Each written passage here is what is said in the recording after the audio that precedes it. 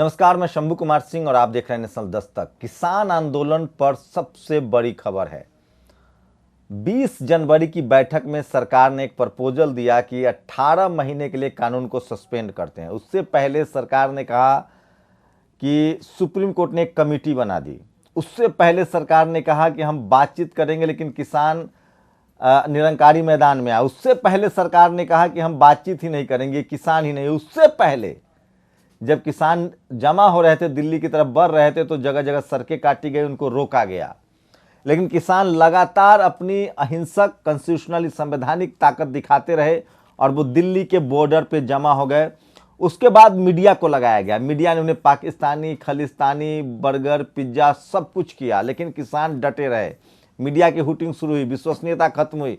दुनिया भर की मीडिया में किसान आंदोलन की चर्चा हुई। कनाडा के पीएम ने बोला।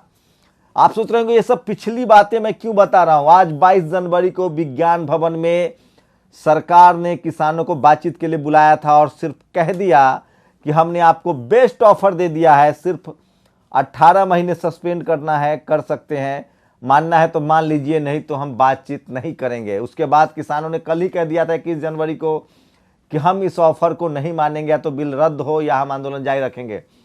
तो क्या सुप्रीम कोर्ट को सरकार के इशारे पर कहा गया कि कमेटी बना दीजिए? अगर कमेटी बन गई तो क्या सुप्रीम कोर्ट की कमेटी को सरकार भी नहीं मान रही है, जिस तरह से किसान नहीं मान रहे? और क्या सुप्रीम कोर्ट सरकार के इशारे पर काम कर रही थी? और क्या सरकार चाहती है कि इस आंदोलन को लंबा खींचा जाए, इसकी इंटेंसिटी देखी जाए, इसको तोड़ दिया जाए? पहले आंदोलन को तोड़ने के लिए एनआईए की नोटिस दी गई। फिर बीजेपी ने कहा 700 रैलियां करेंगे। जब मनोहर खट्टर की रैली में जहाज नहीं उतरने दिया गया, मंच तोड़ दिया गया। उसके बाद अमित शाह ने कहा कि हम बिल्कुल नहीं रैली अब करेंगे। अब किसानों ने कहा कि भैया 18 महीना इसलिए कह रहे हैं कि बंगाल का चुनाव निकल जाए, पंजाब का चुनाव निकल जाए और यूपी का चुनाव निकल जाए। तो क्या सरकार के किसी भी बात में कोई स्पष्टता नहीं है? क्या सरकार सिर्फ धोखा देती है, राजनीति करती है? ये किसान अच्छी तरह से समझ गए हैं। अब आगे क्या होगा? मेरे सूत्र बताते हैं कि सरकार की कोशिश है कि जो हिंसक आंदोलन है, जो अहिंसक आंदोलन है, उसको हिंसक आंदोलन में दिखाया जाए। अब मीडिया को फिर से मोर्चे पर लगाया जाएगा, क्योंकि खालिस्तानी, पाकिस्तानी, एनआईए सब कुछ हुआ नहीं।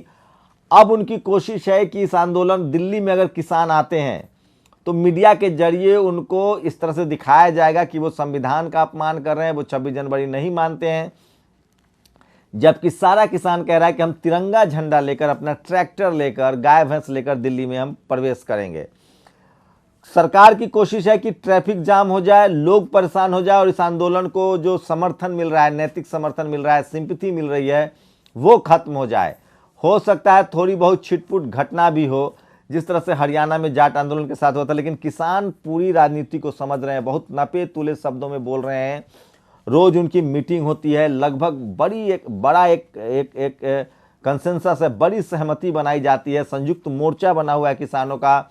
उसके बाद अलग अलग किसान दल हैं, तो वो लंबी तैयारी, उनको अंदाजा था कि ये सरकार किस तरह से करेगी। लेकिन सवाल उठता है कि जब किसान को बिल पसंद नहीं है तो ये सरकार जीत पर क्यों आ रही है? इसलिए लोगों को लगता है कि ये अंबानी, अडानी, बिजनेसमैन, कॉरपोरेट के फायदे में है।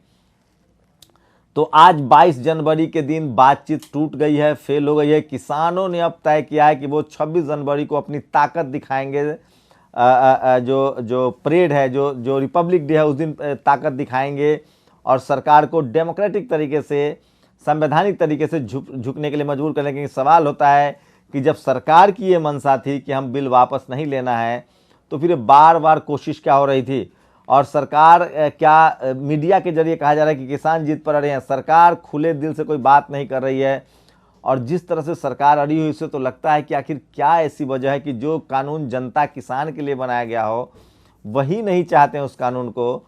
तो आखिर सरकार को क्यों ज़रूरत है उस कानून की? सरकार कोई भी कानून देश के फ़ायदे के लिए, जनता के लिए फ़ायदे के लिए बनाती है। जब ये सिक्योरिटी का मामला नहीं है, जनता के फ़ायदे का अगर बिल है, तो जनता नहीं चाहती है, तो इसे क्यों बनाया जा रहा है? सवाल तो उठता है कि किसानों को एमएसपी पर कानून क्यों नहीं बना दिया जाता कि भैया, जब इस देश में हर चीज़ एमआरपी पे बिकता है, तो सरकार का, किसान का अन्न भी एमआरपी पे मिले। आज मुझे मेरे पिताजी फ़ोन करके बता रहे थे कि बिहार में 1100 रुपये क्विंटल धान की खरीद करने के लिए कोई तैयार नहीं है।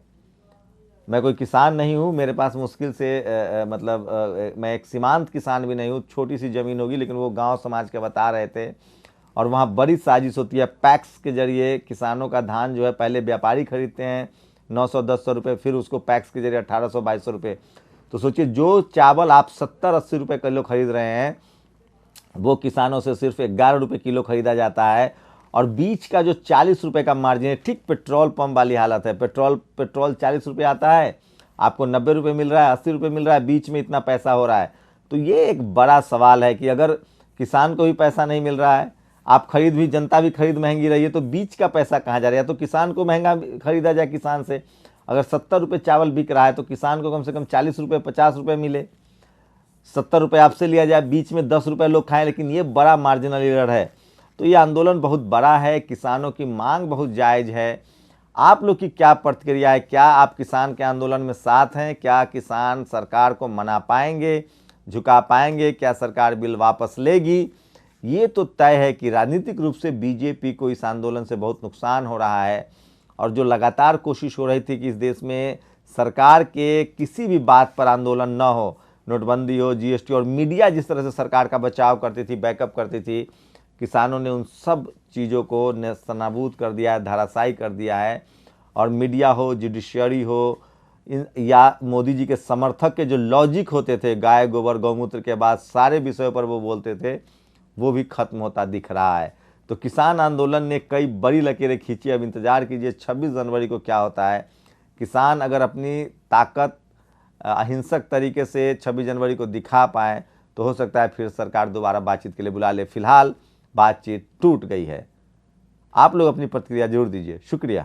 नेशनल दस्तक की आपसे गुजारिश है कि अगर इसको बचाना चाहते हैं तो नेशनल दस्तक को सब्सक्राइब करने के लिए रेड कलर के सब्सक्राइब बटन को दबाएं, फिर बेल आइकन की घंटी दबाएं। नेशनल दस्तक को बचाने के लिए बहुत जरूरी है कि हर खबर को शेयर करें, लाइक करें, कमेंट जरूर करें।